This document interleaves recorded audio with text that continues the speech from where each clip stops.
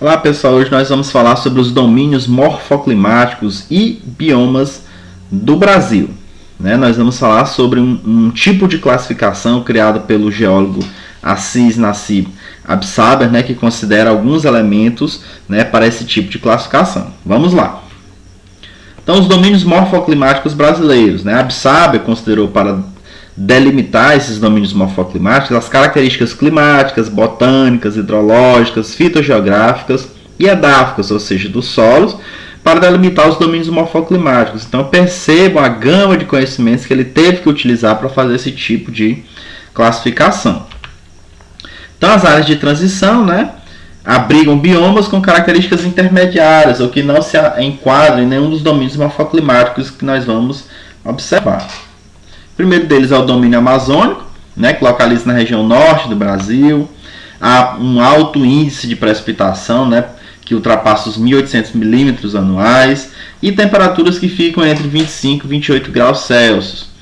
No caso aí do dossel das árvores, eles vão ter entre 30 e 40 metros. Uma das árvores mais importantes e que se destaca aí nessa região é a seringueira, A Amazônia, aí, no caso, é rica em epífitas, do caso aí das bromeliáceas. Então, um tipo de plantas que, de certa forma, vão escalando as outras, vão se ligando. E aqui mostrando justamente o que seria essa região amazônica aí, do domínio amazônico, aliás. Nós vamos ter o domínio mares de morros, o Atlântico, lado litorâneo brasileiro, situa-se nas montanhas e planícies costeiras do Rio Grande do Norte, que vão do Rio Grande do Norte até o Rio Grande do Sul. Há uma floresta pluvial costeira, com árvores com grandes folhas, aliás, com folhas latifoliadas, e perenes, elas nunca caem. Um dos biomas mais devastados pela exploração humana, restante atualmente apenas 5% de sua área original, que mostrando justamente o que seriam esses mares de morros, a floresta aí também bem densa. O domínio das araucárias, que se encontra particularmente aí no Rio Grande do Sul, Santa Catarina e Paraná.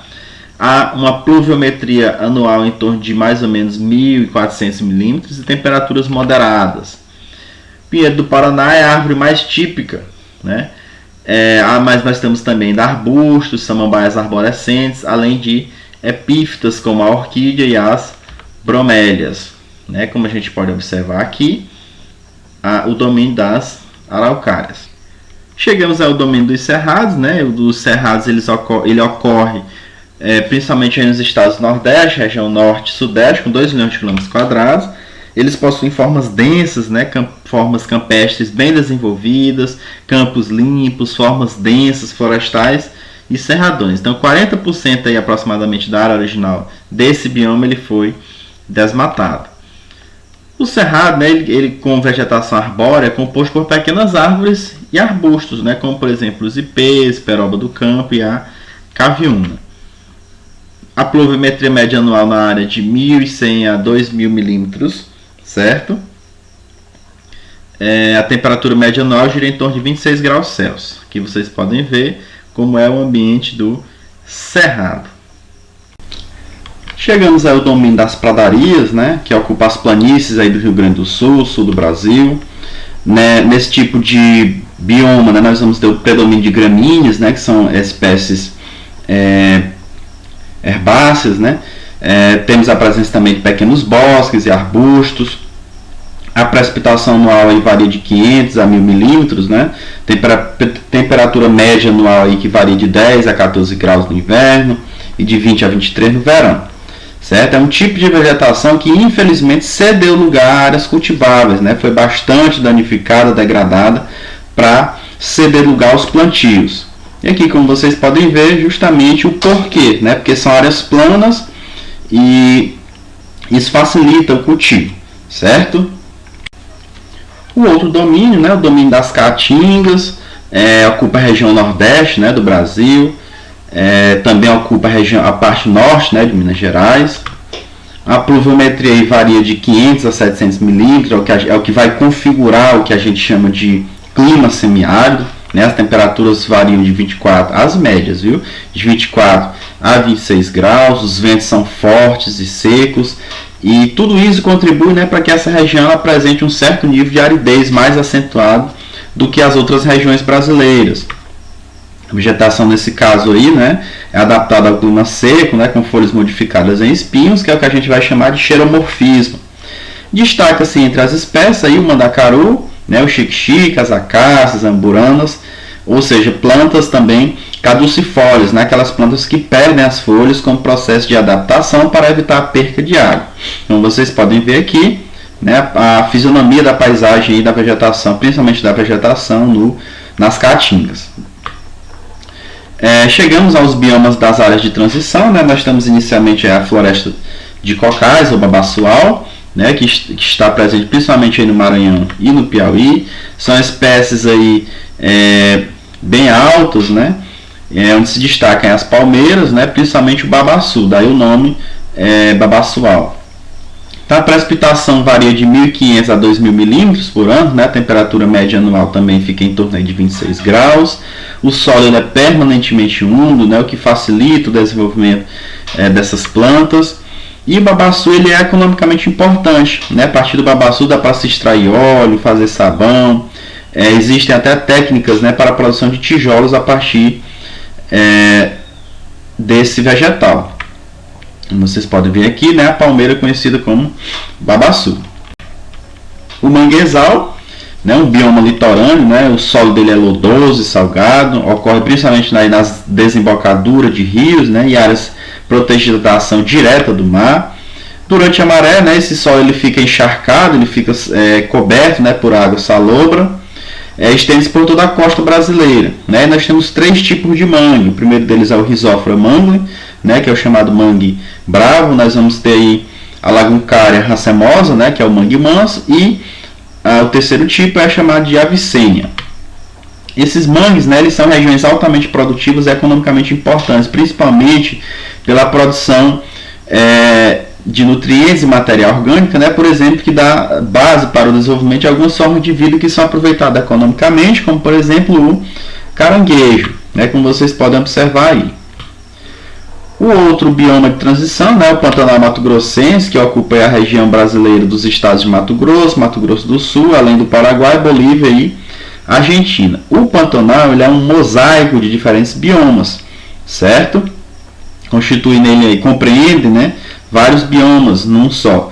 Então é uma planície, né, com partes mais elevadas, as chamadas cordilheiras, e partes mais baixas, né? Essas partes mais baixas elas são inundadas durante as cheias.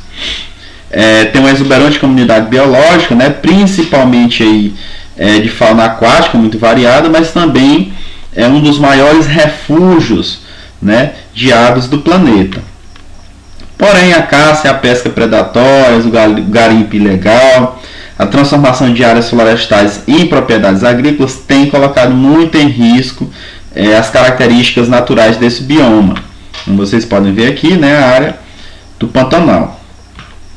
Aí nós chegamos aos ecossistemas aquáticos, né? O primeiro deles, os ecossistemas marinhos, né? Que apresenta grande estabilidade e homogeneidade em relação à composição química e temperatura.